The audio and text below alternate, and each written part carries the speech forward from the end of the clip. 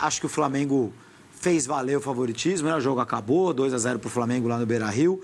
Acaba nesse segundo, enquanto a gente entra no ar aqui com depois do jogo. Já havia vencido por 1-0. E acho que o que mais impressionou nessa partida de hoje entre Inter e Flamengo foi a ausência de chances do Inter. Assim, Perfeito. Os piores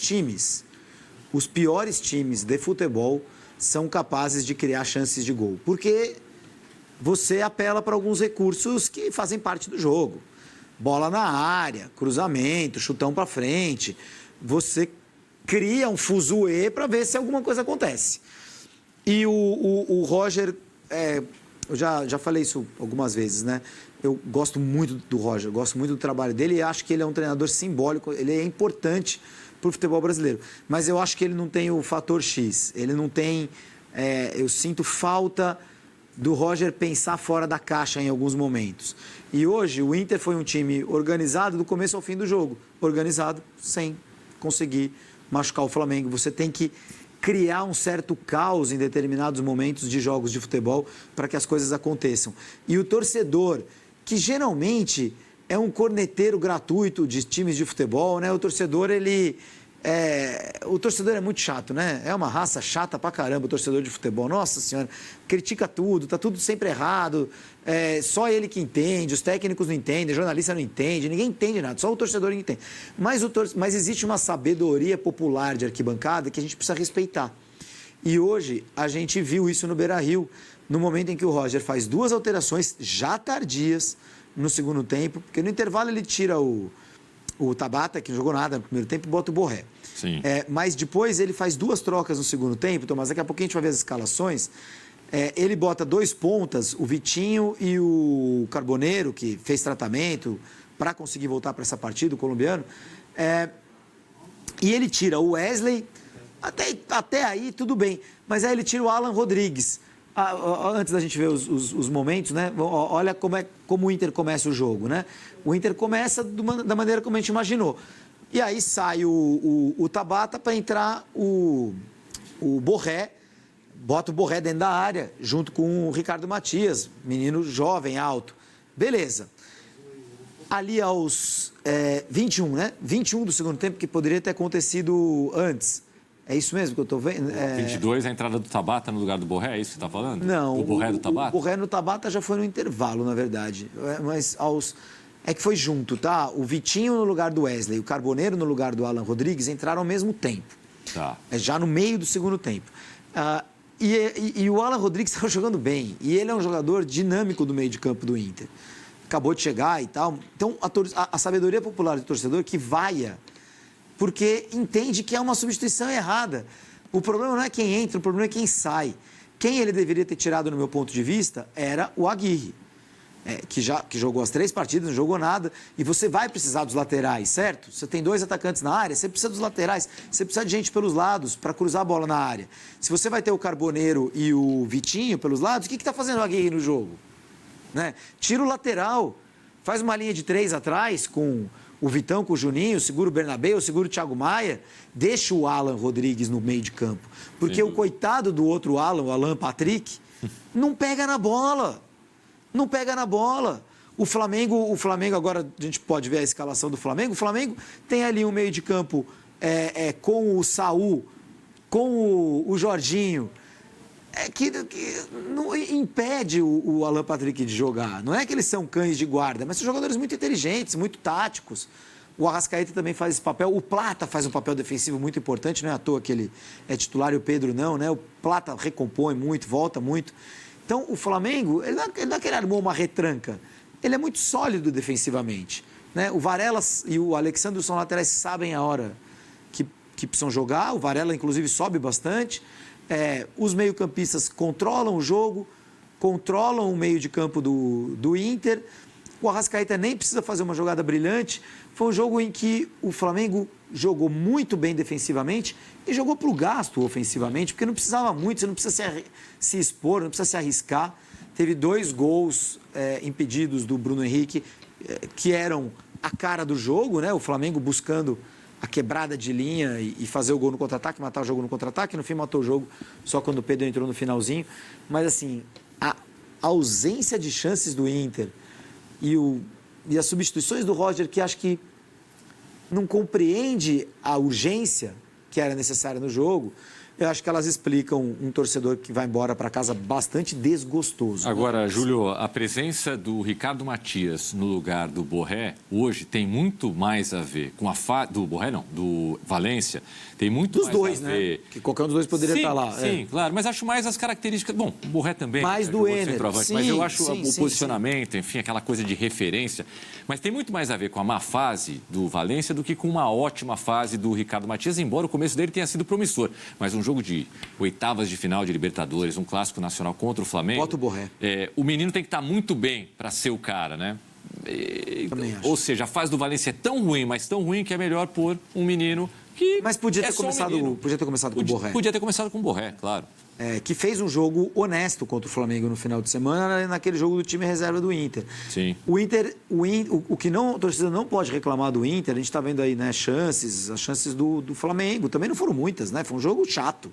Foi um jogo perto do São Paulo e Atlético Nacional de Medellín de ontem, foi um jogo bastante chato, né? Porque uma coisa é, mas todo jogo de mata-mata é assim, é brigado, é disputado. Sim, mas você pode brigar, disputar e jogar. E hoje não teve jogo, não teve muito jogo. O Inter, a torcida não pode reclamar de falta de intensidade física. O Inter quis fazer um jogo físico contra o Flamengo, né?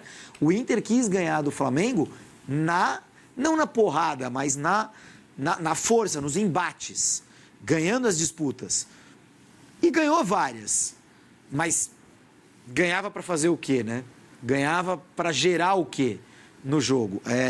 Isso acabou acarretando faltas, né? Muitas faltas duras. Foi um jogo que ficou muito parado, muito picado, não por culpa da arbitragem, acho que por culpa das faltas que acabaram sendo mais duras mesmo.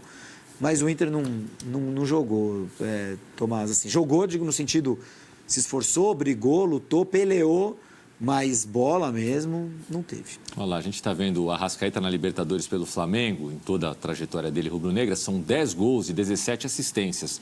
Só que o Arrascaeta tem 4 gols na competição também pelo Cruzeiro, o que faz dele o terceiro maior artilheiro estrangeiro de time brasileiro na Libertadores, ficando atrás só do Guerreiro e do Cano, um peruano e um argentino que tem 17 gols. Ele está a 3 dessa marca. Estatísticas aí do De Arrascaeta, ele joga 83 minutos, faz um gol, cria uma grande chance, 4 passes decisivos, uma finalização correta de 3 tentadas durante a partida, gol, né? 82% de acerto nos passes dados na partida e sofreu 3 faltas e vários movimentos ali no mapa de calor, né? Aparece mais ali pelo lado esquerdo, um pouquinho na ponta direita e vários amarelinhos no meio do campo. E alguns no campo defensivo, que eu acho que é o que o Felipe Luiz fala. Eu quero que você jogue, mas você precisa ajudar, porque o Plata ajuda muito. Então, o Plata faz um trabalho sujo. O Bruno Henrique, menos, até pelo posicionamento, mais adiantado. Mas o Pedro não faz o que esses caras fazem. E é por isso que o Pedro, apesar de ter mais bola, não joga, né? Entrou no segundo tempo e fez o gol. Está lá para isso também. Conseguiu aproveitar uma chance que o Flamengo criou no finalzinho já, quase nos acréscimos, né? Nos últimos instantes da partida, para fazer o segundo gol. E é importante para o Pedro, lógico, né? É importante porque ele voltou para o banco. Oficialmente, o Pedro voltou para o banco. Então, pelo menos que ele entre nas partidas, né? Porque naquele momento da crise ele não estava sequer sendo relacionado. Agora, me parece que o time está encontrado, Tomás. Agora o Flamengo tem um time titular. Você pode ter uma dúvida sobre Varela ou Emerson Royal, que foi contratado agora, está machucado. O Varela está jogando bem, hein? Você pode ter uma dúvida ali na lateral esquerda. Eu não teria. E nem na zaga, pensando numa possibilidade do Danilo voltar. Não é tem. Indiscutível, né? Os dois Léos, né? Na zaga é indiscutível. Você não teria o quê? O Varela e o Emerson Royal? Não, esse tudo bem, porque o Emerson Royal, eu não sei até onde ele pode chegar, mas na lateral esquerda, para mim é muito claro que dos 3, quem joga mais é o Alexandro. É o Alexandro. Sim. Não estou dizendo que seja o melhor dos 3 na mais história, completo. mas nesse momento é o cara que está entregando mais. Parece ser o mais completo também. O Vinha é bom jogador, mas obviamente está voltando de bastante tempo. O Ayrton Lucas eu acho mais incompleto mesmo. Concordo com você. A dupla de zagas é imexível aí. O Danilo é um reserva hoje. Aliás, se o Danilo for convocado pelo Ancelotti, é um negócio meio esquisito, né? Também acho. E aí ele encontrou com o Jorginho e Saúl. Acabou, né? Assim, Nossa, teve Saúl. o Alan, teve o Everton Araújo. O Pulgar, em seu momento, vai voltar. Pulgar era o titular. No Mundial foi Pulgar e Jorginho. Mas o Saúl chegando, né? Bom jogador, né? E você lembra que outro dia eu falei, pô, Luiz Araújo, se voltar, tem que ser titular de qualquer maneira. O elenco é tão forte que hoje talvez o Luiz Araújo não tenha lugar nesse time. Pois é, né? O Luiz Araújo entra no lugar do Arrascaeta. É porque realmente a chegada do Lino, acho que o Lino tá nas graças do Felipe Luiz. Dependendo do jogo, ele poderia perfeitamente jogar no lugar do Gonçalo Plata. Mas a questão é que o Plata entrega algumas coisas que o Luiz Araújo não entrega. Você pode pôr o Luiz Araújo pela direita e o Plata no lugar do Bruno Henrique. Também Tem essa, né? Nesse caso, o Pedro seria o terceiro da fila, né? E eu acho que entra aí uma história de confiar muito no brilho do Bruno Henrique em jogos grandes, tá? Entra muito essa presença dele como titular nesses 2 jogos contra o Inter. Muito bem. Hora de mostrar a idade, tendo que colocar o óculos para ler aspas de Arrascaeta, o melhor meia de novo do futebol brasileiro, hein? Talvez não tenha sido nas últimas 2 temporadas. Hoje, para mim, é indiscutível, com 15 gols e 10 assistências. Como eu sempre falo, estou feliz por poder ajudar o time, seja com gols ou assistências. Estar em campo é o mais importante para mim. Então, fico muito feliz. Sempre gostei de chegar na área e marcar gols. Mas, acima de tudo, o mais importante hoje era conquistar a classificação. A gente vê também as aspas do Alan Patrick, que é um outro grande meia, mas que nessa temporada não joga o que o De Arrascaeta está jogando. Talvez ano passado tenha jogado mais. Não sei se você botasse o Alan Patrick no Flamengo, claro, o que ele seria, se você botasse o Arrascaeta no Inter, o que ele seria? Tem essa também, né? Tentamos, dentro das nossas características, nos impor em casa, mas acabou faltando. No confronto contra uma equipe de qualidade como o Flamengo, deixamos a desejar. Agora é ter a cabeça no lugar. É claro que ficamos frustrados junto com o nosso torcedor. É difícil encontrar palavras após uma eliminação em casa, mas precisamos rever algumas coisas porque é necessário mais para competir nesse nível. É necessário bem mais e eu fico me perguntando se Roger Machado, no momento que a gente vê aí os papéis picados, um capítulo à parte na história desse jogo, mas se o Roger Machado vai ter tempo agora para mostrar algo mais na outra competição, Júlio Gomes, no Campeonato Brasileiro. Pois é, né? Bom, a história do papel picado é rápida, né? O Inter disparou ali com os canhões ali do teto do Beira-Rio, 4 toneladas de papel picado para dentro do campo. Coisa pouca. Coisa nunca vista antes na história. E olha que já vimos em estádios argentinos. Parecia a final da Copa de 78. Tem um amigo meu que falou assim, mas vocês ficam criticando o futebol Nutella e agora não querem papel picado. Também é o seguinte, hein? Não atrapalhou em nada o jogo, hein? Tem uma explicação que... 25 minutos para começar o jogo. Atrapalhar o trabalho do goleiro, acho que não sei se... Quando começou o jogo, a área do Rocher estava limpinha e a área do Rossi mas não sei se isso faz alguma diferença, mas uma explicação alguém deu ali no meio das transmissões e talvez até depois que o goleiro do Flamengo, o Rossi, começou a bater a chuteira na trave, começou a cair para... Eu não sei, Júlio, se isso atrapalha o funcionamento da chuteira, deixa mais escorregadia, fica em cima dos cravos, gruda nos cravos e aí... É que começa o jogo, você não vê realmente ninguém sofrendo com isso. Ninguém escorregando. Mas já tinham tirado das 4 toneladas, tinham tirado 3,5 pelo menos. Tinham tirado bastante. Mas é um absurdo, né? O Inter vai tomar uma multa pesada por isso, né? 20 minutos de atraso no jogo por excesso de papel picado. Joga um pouco lá, né? Até porque isso também é um sinal do futebol Nutella de hoje em dia, né? O que era papel picado? Cara, a torcida vai lá e pica o papel, leva o saco de papel e joga pra cima, né? Pra fazer aquele visual. E aí, às vezes, o papel é levado pelo vento para dentro do campo, né? Porque ninguém pega papel picado e joga no campo, até porque não adianta fazer isso. Não adianta. Né?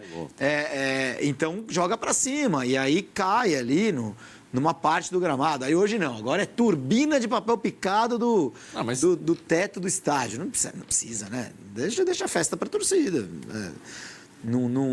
Enfim, esquisito. Mas acho que o Inter vai tomar uma multa. Vocês estão vendo como o Júlio Gomes é um forte. cara conservador demais, né? Deixa os caras fazerem uma coisa, modernidade. Só que precisa ensaiar melhor isso daí, né? Para não estragar acho o uma jogo. modernidade tola, entendeu? Mas não tem um mosaico que é bonito, é feito organizado, às vezes pela torcida junto com o clube. Sim, tá bom. Mas não tem tecnologia em mosaico, pô. Não, mas tem todo um preparo uma feito também pelo clube. organização. Não é só uma torcida, não é só a torcida que faz, né? Sim. Quando você deixa ali no banquinho do teu, tem teu assento claro. alguma coisa que você, né, vai levantar para formar um mosaico, tem uma preparação mais organizadinha do que simplesmente jogar papel picado. Não. Mas eu sinto saudade do papel higiênico, quando os rolos, né? Que Sinto ficavam saudade da torcida que torce, né? Sim, com bandeira, com papel higiênico, né?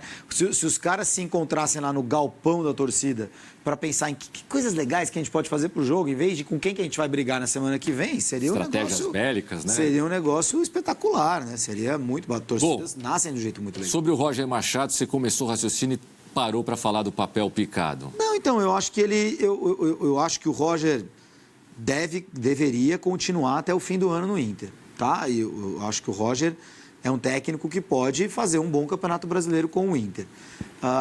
Não acho que tem que ser mandado embora. E não acho que o Inter precisaria de um técnico novo para quê? Porque uma coisa assim, eu quero um técnico novo porque eu acho que com um técnico novo eu tenho chance de ganhar do Flamengo. Tudo bem, já não ganhou do Flamengo, já está fora da Copa do Brasil, já tem só o Campeonato Brasileiro. Aí eu acho que o Roger tem que ir até o fim do ano, vamos ver em que lugar que o Inter chega e no fim do ano você avalia. Eu acho que na maior parte das vezes é assim que tem que ser. A chance de cair num Grenal ali, ó, sequência complicada, talvez um jogo teoricamente mais fácil contra o Fortaleza. Mas Cruzeiro e Palmeiras fora de casa, hein, Júlio? Jogos duros, né? O Cruzeiro. Nossa Senhora. O Cruzeiro está sofrendo em casa um pouco. O Inter, num momento muito ruim 2 semanas atrás, ele reage, né? Ele faz um grande jogo contra o Fluminense na Copa do Brasil, apesar da eliminação, ele ganha um jogo fora de casa no Brasileiro, enfim, contra o Bragantino. Mas é uma agenda difícil.